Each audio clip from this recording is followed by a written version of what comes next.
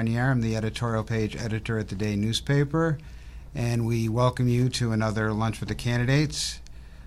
Today's discussion concerns the 139th House District, which covers the towns of Montville, Norwich, and Bozrah.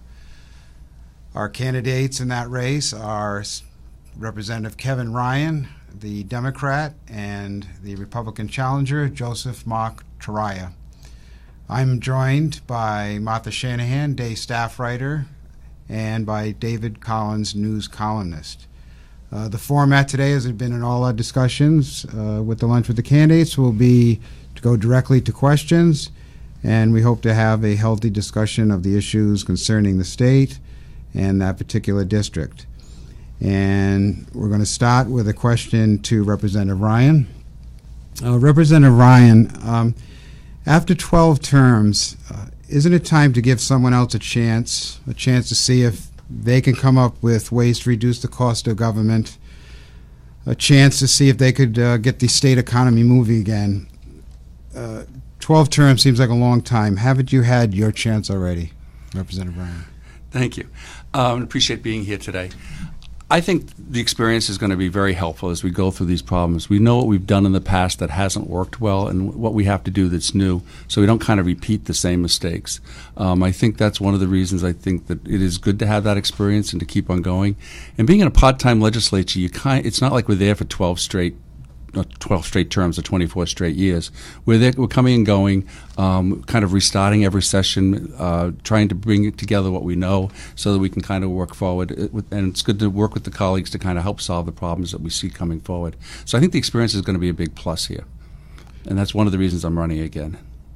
And just kind of turn the question, it's other side, Mr. Taraya.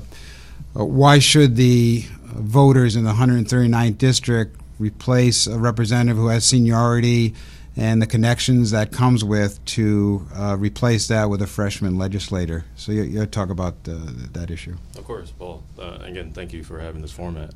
It's interesting to see that a lot of my constituents going around door knocking, they have this kind of resentment that there needs to be new blood, kind of a new perspective.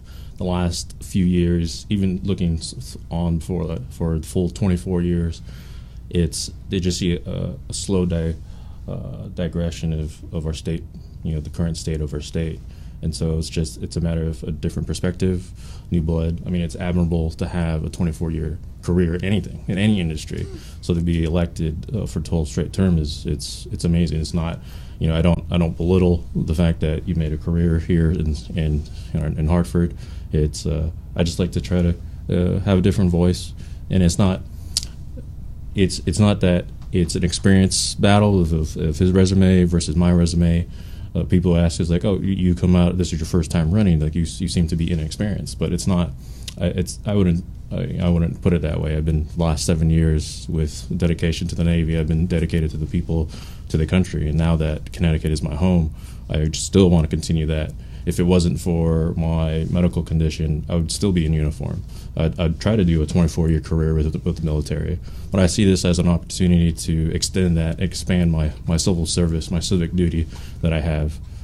Even regardless whether I win or not, I won't disappear. The next day, November 9th, I'll find ways to continue to contribute to society, be a volunteer with all the different organizations in the area.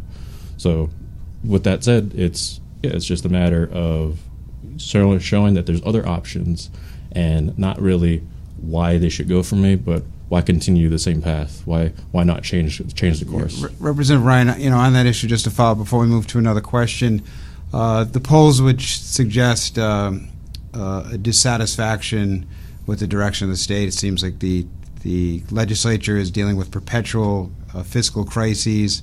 Connecticut's recovery is lagged behind.